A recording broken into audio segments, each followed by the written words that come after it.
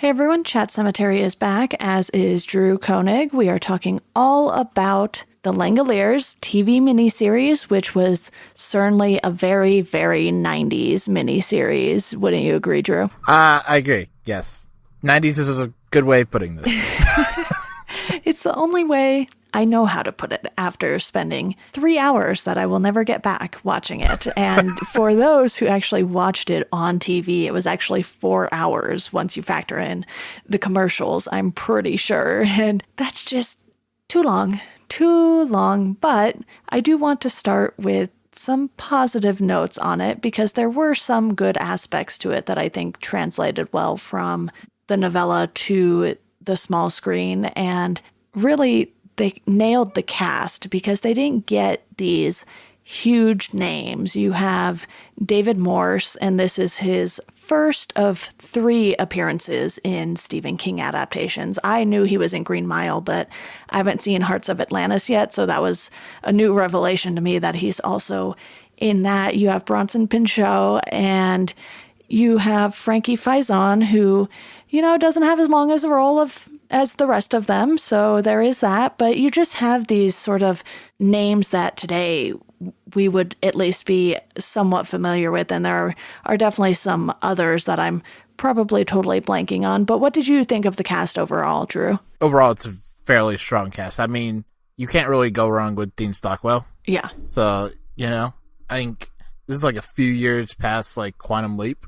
So like there's a good like familiarity with Dean Stockwell that I think is really helpful for like his role in particular. Mm-hmm. But like, like you said, David Morse and like the actor who plays the villain in this, Bronson Pinchot, yeah. He is a very good presence throughout all this. So I think like even in like the smaller roles, they're still like really good casting choices, Yeah, it is a very solid cast for the time period, and it wasn't something that they had to go out and spend a massive budget on. I recently talked about The Mangler, and it's clear that movie kind of spent a lot of money getting Ted Levine and Robert Englund in 2 of the lead roles there. So it's kind of like with this, you can tell where they spent their money because they sent a plane to the studio in pieces, and I'm sure transporting an entire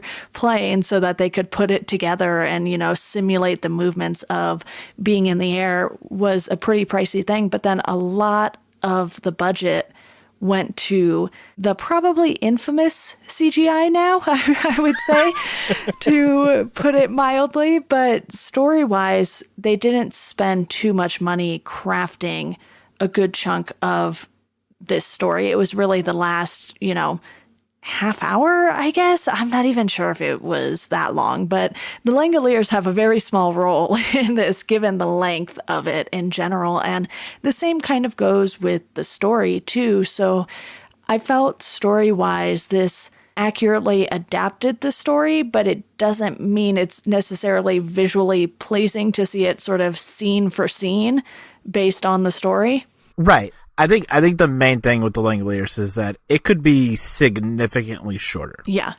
There's no real reason why this needed to be what is essentially a 4-part miniseries.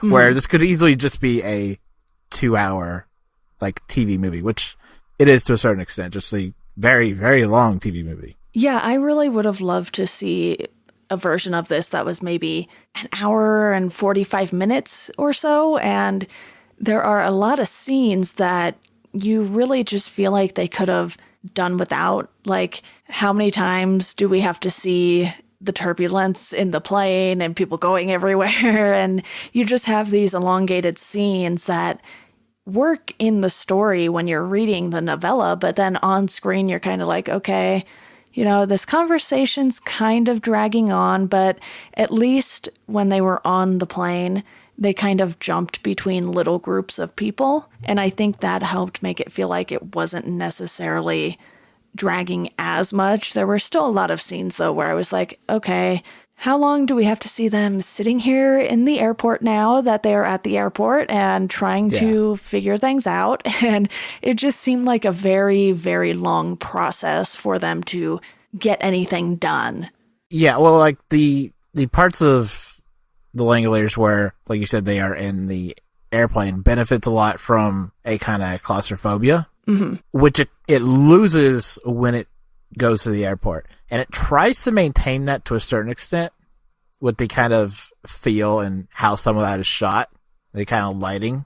It is like the part of like, yeah, the first part was kind of just a little bit better because it felt like the walls were closing in on you, you know?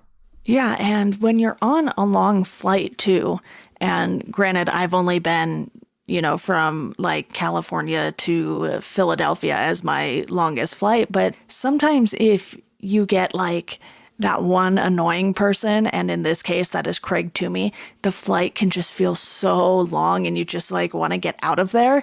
And I imagine that's how all of the other characters felt as soon as this guy even comes on screen, because you see him right from the start. And then when the pilot is being directed to the flight to Boston, Craig is the guy who is just making a fuss about everything and is like, no, you need to go talk to this person because I only want to talk to you. And then, the guys are walking by and they're like, there's always one.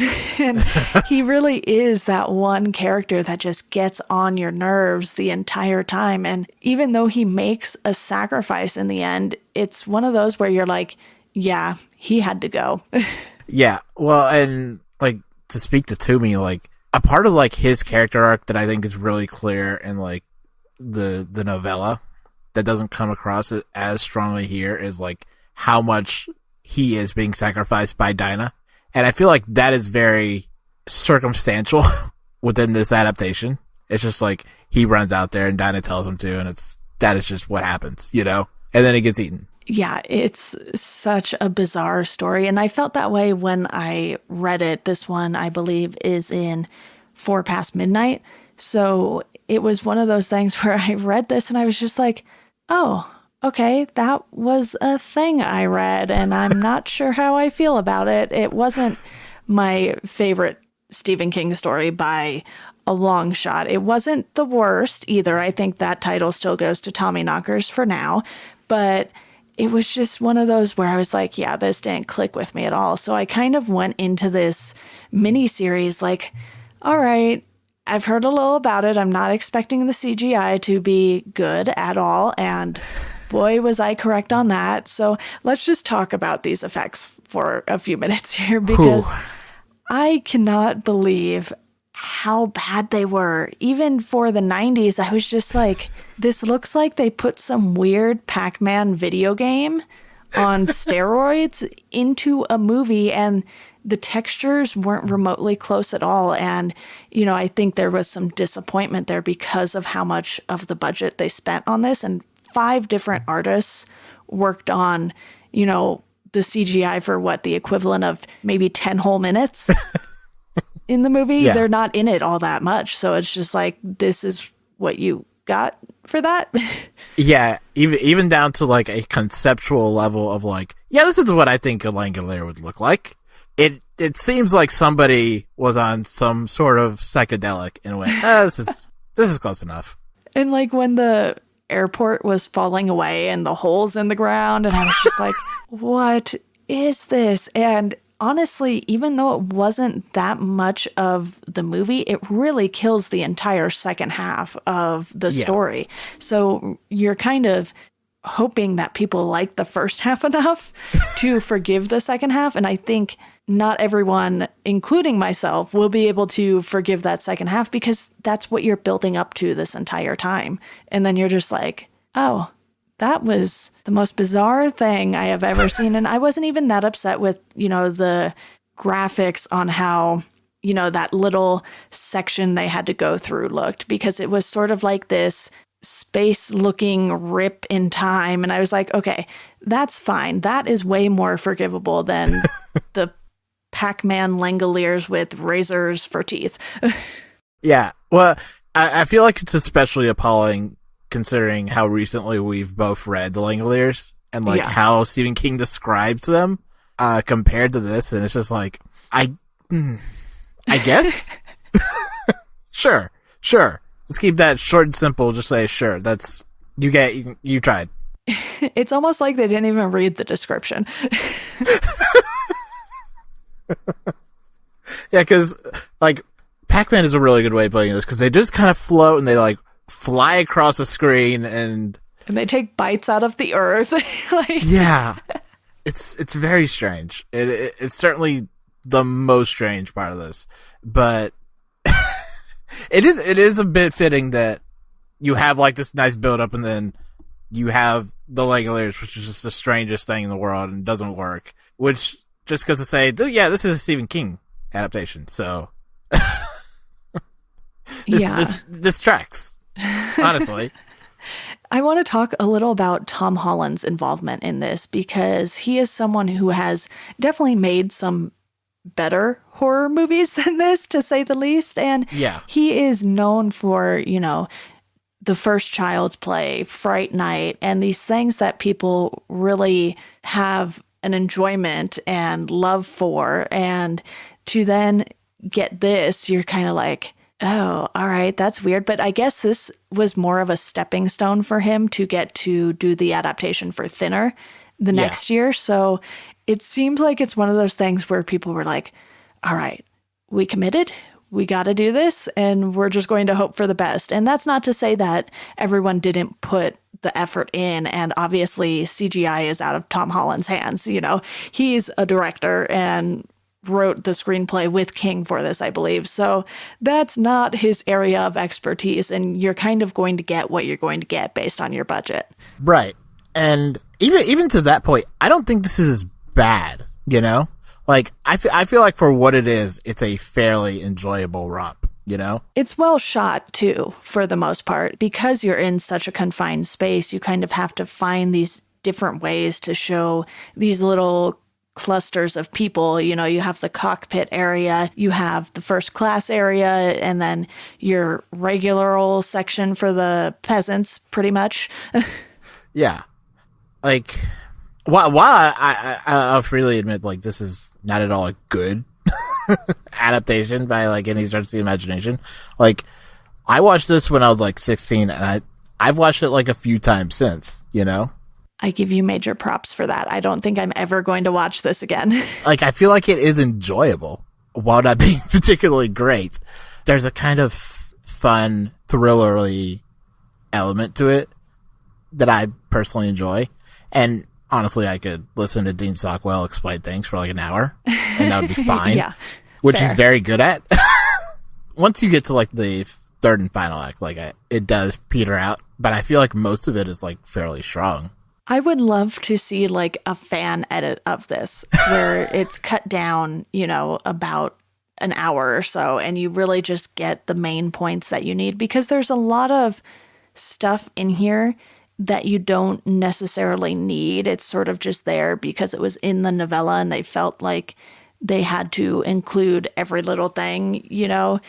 We don't need to see everyone sort of walking around the airport looking for things. It's like, just put them where they need to be and we can cut down some time here. And they had a lot of, oh, well, let's figure out what to do now, and going back and forth, which isn't necessarily bad, but I feel like it just slowed this down a little too much for my liking. And I say I'm not going to rewatch it again simply because it is 3 hours. Right. And that's a lot of time to dedicate to rewatching something that I didn't necessarily completely enjoy. There were good things about it, like we've mentioned the cast and just sort of the back and forth between some of the characters, I think worked really well. But we can't talk about this without talking about the fact that King put a mystery writer in this story to sort of be the Sherlock of the group. Yeah, which is a very, almost like a Mary Sue thing to do, but like Dean Stockwell does a lot to make that character work. I feel like without him, that character doesn't work nearly as well, like doesn't work half as well. Because a lot of that just has to be him going, or like standing in the middle of a group doing like a long soliloquy of like everything that's happened, And making deductions. Yeah, making deductions. And those were all just very Al from Quantum Leap things to do, Yeah, I like that character a lot just because of sort of the comedic value he brought to it at times, because he was like, oh, well, I just write these things. I've never actually been in a mystery. Yeah, well, and he does the thing that like the character does from the novella where it's like, let me imagine this thing that isn't even remotely true, but I'm gonna go through it all painstakingly. Yeah. There is that. Well, I told you beforehand that this would probably be a short episode, so I think I've mostly given the majority of my thoughts on it already. So I'm going to kick it over to you. Is there anything specific you want to mention about the first or second half? Not particularly, not anything that I feel like we haven't already discussed. For being a 3-hour movie, it is not something that has a lot that demands to be spoken of. What I will say is that despite, other than like the special effects that are egregious in their own right, nothing in this movie is like objectionable, you know? It's not like, this is awful, this is horrible. It's just like, at worst, it's uninteresting, Yeah. you know? And that can be pretty bad sometimes for a movie. Yeah. Or with like the special effects, you can just say, well, that was bad for its, that's bad now, but might have looked fine then, even though it didn't look fine then. I feel like it doesn't demand a lot of you, you know? It's very easy to watch. It's something that if you haven't seen, I would recommend just putting it on in the background because you don't really need to be paying attention for all 3 hours to understand what is happening. There's a lot of downtime where it's like, okay, you know, this character's talking to this character, this one's freaked out, and there are just a lot of things where you could passively watch it and still be fine. And honestly, I ended up on my phone probably for at least half of this. Yeah, I mean, this was the thing where like I had the option to watch and I went, you know what? I have such a photographic memory of like everything this movie does that I don't actually need to. Yeah, it's one that when you do watch it, you'll probably remember a good majority of it. It's not like you're just going to forget, and you certainly won't ever forget looking at that CGI. So there is that at least. Yeah. What I will say, I think with like the opening of this movie, I feel like that was a little bit unnecessary. Mm-hmm. Like I don't feel like it needed to.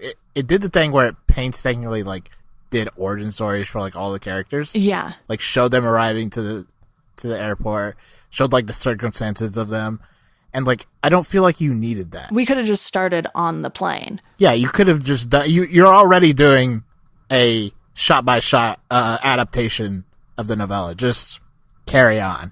Yeah. You know, I don't need to know like how Nick is getting here or like how everyone else is arriving and seeing like Craig Toomey being being a dick. Like that's not necessary. Yeah, honestly, I think a better beginning would have been if they just started with Dinah waking up and then the loud scream. I think that would have been a little abrupt, but it would have at least got your attention right away. Yeah, it would have been ostentatious, you know? Like, it would be a choice, which is maybe the movie's lacking, which is it doesn't really make a lot of choices. It doesn't make anything that makes it feel distinct. Yeah, it just sort of goes with the flow of the story, and it doesn't do anything to really change your idea of this story or anything that some other adaptations will do.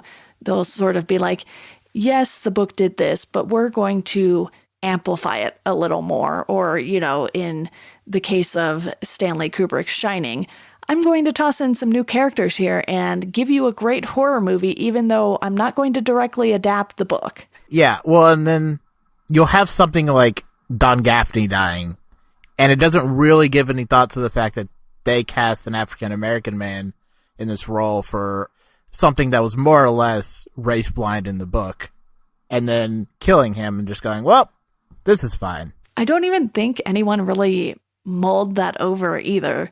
It was just No, like, I don't think anybody thought about that. yeah, we just see him die, and then it's like the other characters, nobody talks about it. It's just like, we're just going to fuel up the jet and leave. Nobody worry about his dead body just getting eaten by the past. Yeah. Literally. It's fine. We'll just leave him there. Don't worry about it. I'm sure you didn't have a family. Poor Don Gaffney. The part of the Langoliers that always fascinates me is what happened after they get back from the airport. Yeah. It's just like, new people. because there's an entire rest of the airplane that's gone. Yeah, it's all very, very weird. I ultimately gave it, I think, a 2 out of 5, which I gave it that because the cast was good. I did like the characters, and they did adapt it. They did. You know, they gave us the story that King wrote. It's just the CGI just killed so much of the second half for me. Yeah.